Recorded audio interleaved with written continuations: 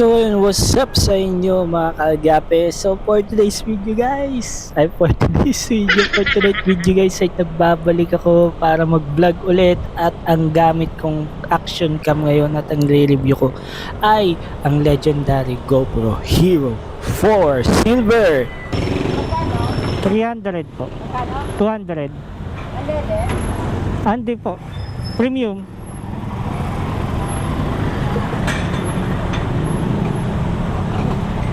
So yung mga gaps, itong third booking ko ay padala. So MC Taxi and Delivery Rider nga pala ako. So pagkain lang to dadaling ko sa Mandaluyong going to Pasig.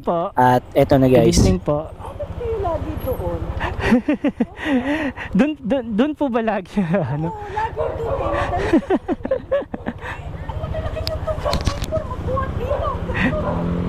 Doon po talaga ma'am. Kaya sabi ko, sabi ko narinig ko yung boses ni ma'am pero medyo malayo ah.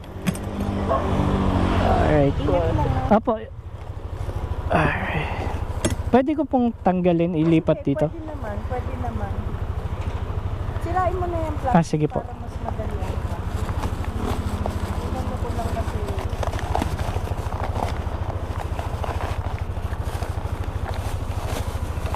Para po magkasya ma'am. Huwag mo lang tabang-tabang kasi Apo. konting salsa. Hindi po yan. Ayan. Para po kasyang kasya.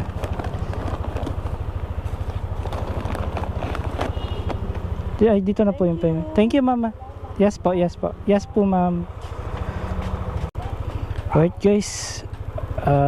So yun guys, na baba ko na yung third booking ko. Alright, nakakuha na agad ako ng port booking natin guys. Tao naman ang sakay natin kanina ay pagkain. So kasyang kasya lang naman sa aking top box sa motor. Alright. So yun guys, papunta na ako sa pick up location ng aking port booking dito kay Angkas. Let's go.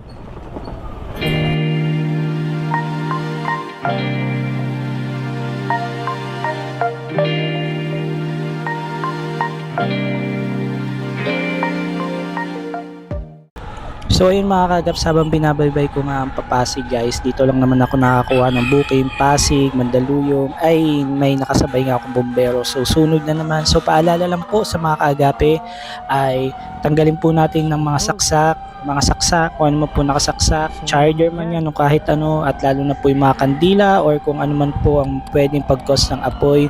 Lagi po tayong mag-iingat mga kaagape.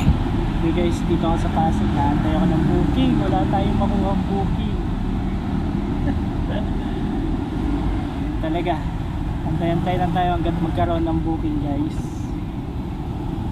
So ayun mga gaps, after mga 10 minutes to 15 minutes ay nakakuha na rin ako ng booking Pasig going to McKinley. So umuwi na rin ako guys dahil umuulan-ulan na dito Maambon guys, at pinasok ko na rin yung action cam ko sa kanyang waterproof case para hindi mabasa.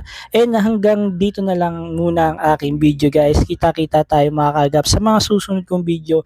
Pa-follow, pa-subscribe, pa-share ng video ko kung gusto mo to. And ang gamit-gamit kong action cam dito ay ang legendary GoPro Hero 4. Yun, salamat and God bless.